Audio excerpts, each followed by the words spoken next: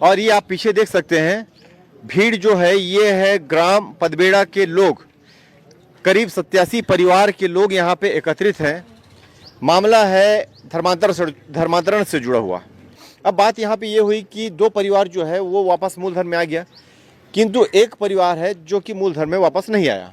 अब इनके यहाँ पे आने की वजह हम आपको बता दें, क्योंकि यहाँ पे इतने लोग थे और उस दिन बैठक में भी करीब करीब इतने लोग ही यहाँ पे थे, मगर संबंधित किसी व्यक्ति ने ताड़ुकी थाने में जाकर जिन लोगों ने मीटिंग लिखाई थी उनमें से 4 लोगों के खिलाफ मामला पंजीकृत कर दिया। अब ताड़ुकी थाने में एक मामला भी बना दिया गया। हमारे साथ सरपंच हैं, हम इनसे बात करते हैं। इसमें हम वही धर्मांतरित व्यक्ति उन्हीं लोग किए हैं। तो 4 लोगों की पेशी है और इतने गांव वाले एक साथ क्यों आए हैं? एक महीना पहले भी पूरे के पूरे 87 परिवार के लोग वहाँ बैठक रख के वहाँ पे गए, उनको वापस आने के लिए बोले। थाना वाले ही 4 लोगों के खिलाफ एफआईआर दर्ज करवा दिया। तो इसमें गांव वाले नाराज होकर सभी गांव वाले ने अब क्यों इसे हुआ ऐसे करके सभी लोग यहाँ तक आ गए। इन लोग का कहना है यदि उन लोग 4 लोगों के खिलाफ यदि किए हैं तो 4 लोग नहीं, हम सभी लोग उसके साथ देंगे। अभी यदि मामला दर्ज करना है तो सभी के ऊपर होना चाहिए जी।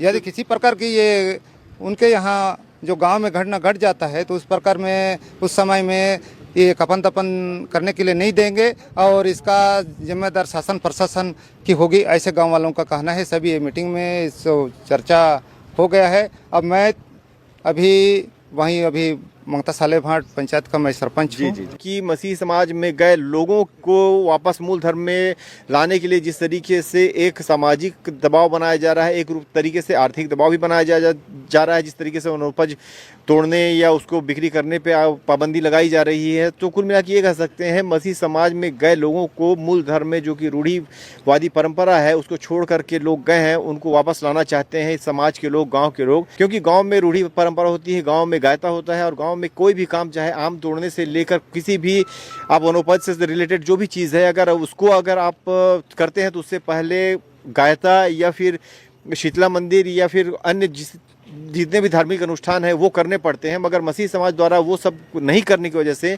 जो मसीह समाज में गए हैं वो मूल धर्म में वापस आए और गांव में उसी प्रकार से रहें।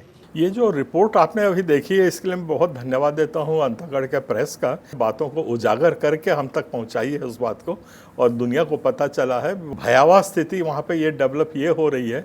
हमारा बड़ा सीधा सिंपल सवाल है, कोई ज़्यादा इसमें ऐंच पैंच नहीं है। आप समाज को रिकग्नाइज कर रहे हो, संविधान हमको बोलता है कि हम परंपरा से हट के हम अपना पालन कर सकते हैं। किस्म का प्रताड़ना कर रहे हो कि आपको बहिष्कृत कर देंगे जब तक आप हमारे धर्म में नहीं आओगे।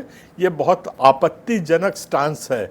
ये जिस तरीके पे चल रहा है ये बहुत ज़्यादा आपत्तिजनक बात है। इसके ऊपर सरकार को कोई सामाजिक पहल करने की बहुत आवश्यकता है और मेरा कहना यही है कि ये एक सामाजिक समस्या है। ये सामाजिक समस्या को सरकार को चाहिए कि इसकी बड़ी गंभीरता पूर्वक सामाजिक स्तर पे इसको सॉल्व करने की कोशिश करें। आप उठा के पुलिस में बंद कर दोगे, डंडे मार दोगे, हमारे आदमी का सिर फोड़ दोगे और या जाके दूसरे समाज को जेल में बंद कर दोगे, इससे समस्या का हल नहीं होने वाला है। ये बिल्कुल जिम्मेदारी होनी चाहिए वहाँ के एसडीएम की, कलेक्टर की कि जा करके उनसे वार्तालाप करें, आपस में समझाए। तो आपसी बैठक बुला करके उनको समझाया जाए ताकि वहाँ पे शांति स्थापित हो। ये बहुत ज़रूरी है। मैं एक सवाल और पूछना चाहता हूँ, अगर सतनामी समाज वहाँ जाकर के बसता है और सतनामी समाज अगर अपने तरीके से गुरु घासीदास को मानते हैं और उसके बाद जाकर के वहाँ अपनी पद्धति से पूजा करते हैं, क्या उनके साथ भी ऐसी मारा पीटी करके उसको भगा दिया जाएगा? और उनको तो 500 साल हुए यहाँ पे छत्तीसगढ़ में आए और यहाँ पे स्थापना हुई है जो वहाँ पे। जब उनको इतनी मान्यता मिल सकती है तो एक ईसाई समाज के ही पीछे ऐसा एजेंडा क्यों चलाया जा रहा है, जबकि यहाँ हम हजारों सालों से हैं यहाँ पे।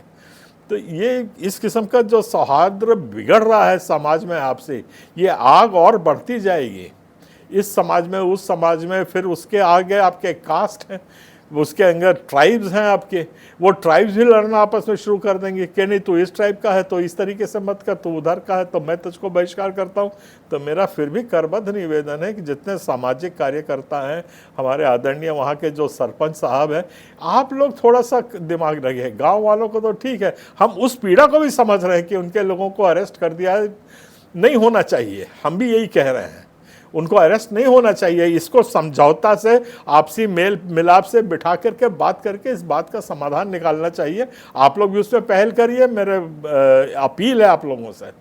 ये आप, और ऐसा नहीं है कि आग लगेगी तो आपका घर बचा रहेगा और हमारा ही घर जल जाएगा, या दूसरे समाज का घर जल जाएगा, तीसरे समाज का नहीं जलेगा। आग लगेगी तो पूरा जंगल जलेगा, इसमें किसी का कोई फायदा नहीं होगा। तो मेरा बड़ा भाव विभोर होकर मैं अपील कर रहा हूं कि देश को इस कोने में मत ढकेलिए जहां से हम लौट ना सकें। आप सबको जय जोहार, जय छत्तीसगढ़।